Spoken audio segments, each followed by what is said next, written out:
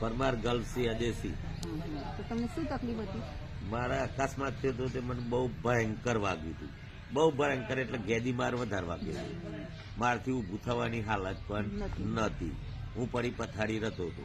પડી પથારી રહેતો હતો ને એવામાં મને લાલભાઈ સાહેબ, હું દવાખાના તો ઘણા વખત ગયો પણ મોટી જ નથી. એલોપેથની દવા તો બહુ કરાવી પણ મોટી નહોતું.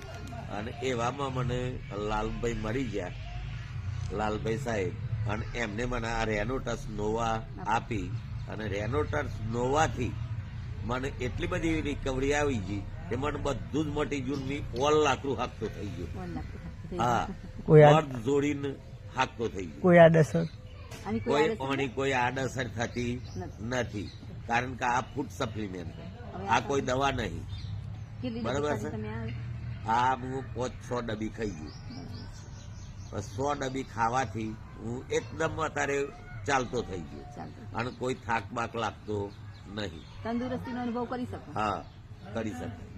પછી આનાથી તમે વ્યસન છોડ્યું એવું સાંભળ્યું? અને વ્યસન પણ મારા બીડી પણ છૂટી ગઈ અને ચાય છૂટી ગઈ. તો એ તમે બધાને શું કહેવા માંગો છો? બધાને કહેવા એ માંગુ છું કે કોઈ બીમારી ના હોય તો પણ તમે આ ગોળી લઈ શકો, તો તમને આવતી બીમારીનો સામનો કરી શકો.